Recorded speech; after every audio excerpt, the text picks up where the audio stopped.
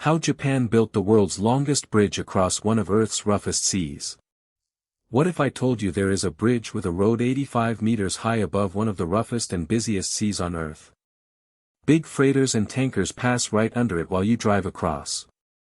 Its two tall towers rise almost 283 meters, nearly as high as the Eiffel Tower. Here is the amazing part, each of its two main cables is thicker than a person is tall. Each cable has 36,830 wires. If you laid all those wires end to end, they would stretch 300,000 kilometers. That is enough to go around the Earth more than 7 times. These cables hold tens of thousands of tons of weight. They stand strong in winds up to 290 kilometers per hour and earthquakes as strong as magnitude 8.5. Engineers once said a bridge this long could never be built across the Akashi Strait. Before it opened, the only way across was a ferry ride that took about 40 minutes, but only when the weather was good. This bridge is in Hyogo Prefecture in western Japan. It crosses the Akashi Strait between Kobe on Honshu and Awaji Island. The strait is 4 kilometers of deep, swirling water. Tidal currents can reach 4.5 meters per second. Typhoons hit often. More than 1,000 ships sail through each day. It is also one of the most earthquake-prone places on the planet. For many years, the only way to cross was by dangerous ferries. Bad accidents in 1945 and 1955 killed hundreds of people. This forced the government to build a better link as part of the big Honshu Shikoku Bridge project.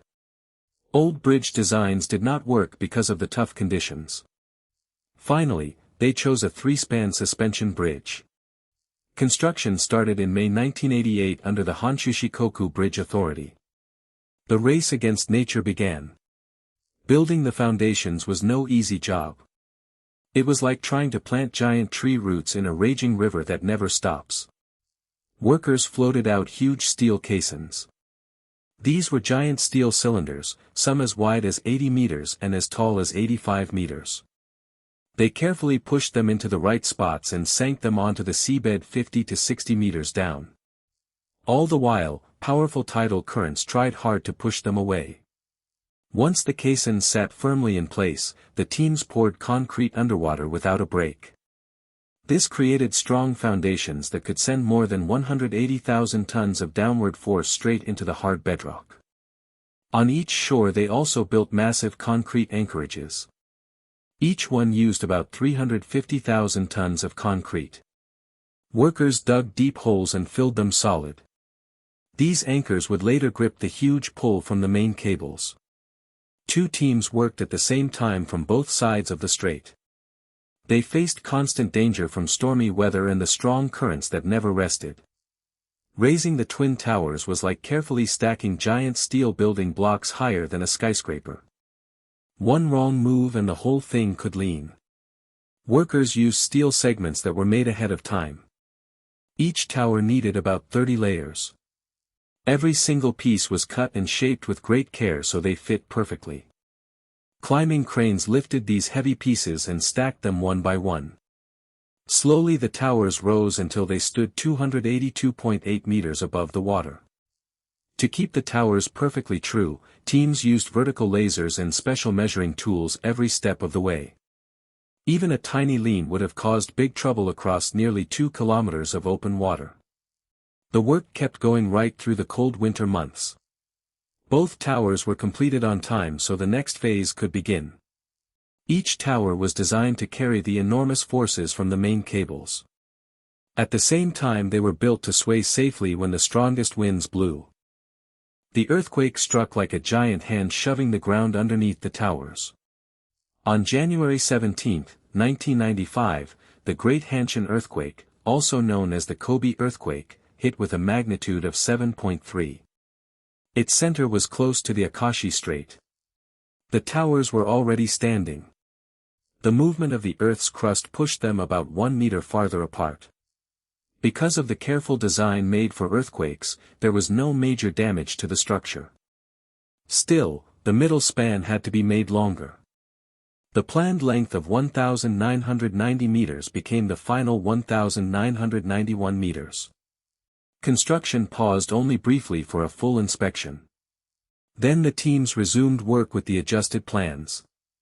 This proved that the impossible site had already been partly tamed. Getting the first wire across was like flying a thin fishing line through a fierce wind over a wide, angry sea. A helicopter carried the first pilot rope across the gap in strong crosswinds. It was the first time anyone had done this for a bridge so large. Next, workers pulled full-length strands of wire that had been made ready in advance. Each cable needed 290 of these strands. Every strand held 127 strong wires, each just 5.23 millimeters thick. The steel was a new type that could take 180 kilograms of force on every square millimeter. When finished, each cable measured 1.12 meters across. Teams used special walkways called catwalks, machines that squeezed the wires tight, and careful step-by-step pulling to lock everything in place. All the wires together stretched 300,000 kilometers. Each cable was designed to hold a maximum pull of nearly 62,500 tons. Growing the deck was like two teams carefully building a path toward each other across a wide, windy gap. Workers floated out huge steel frame sections that had been made ahead of time. Each section was 14 meters deep and 35.5 meters wide. Giant floating cranes lifted them into place. The deck grew outward from both towers at the same time, reaching steadily toward the center.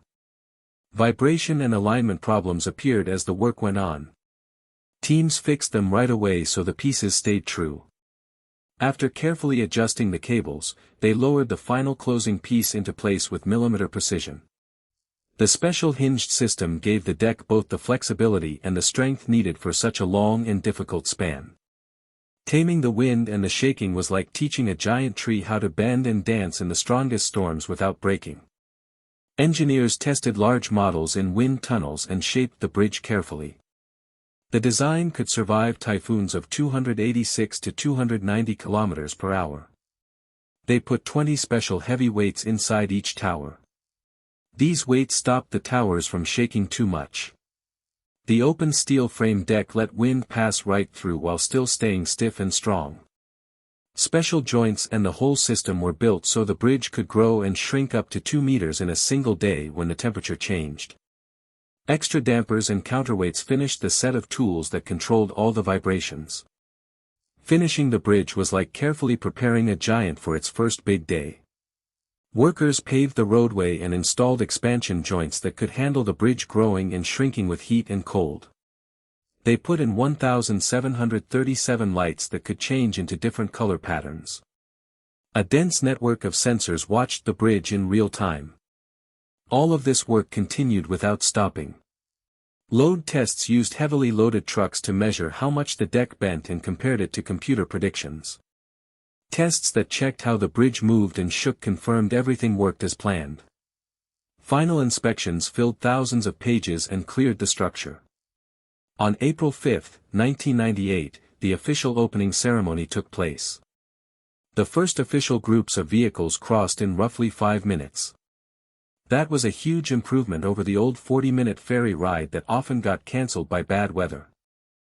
The finished bridge stood like a quiet giant that had finally tamed the wild sea and joined two lands forever.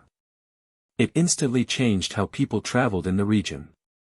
The old dangerous ferry that depended on the weather became a safe 5-minute drive. Tens of thousands of vehicles now cross every day. For more than 20 years it held the world record for the longest central span of any suspension bridge at 1,991 meters. It remains a global symbol of great engineering skill.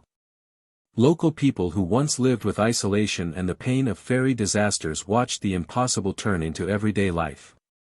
Guinness World Records and engineering groups confirmed all the records.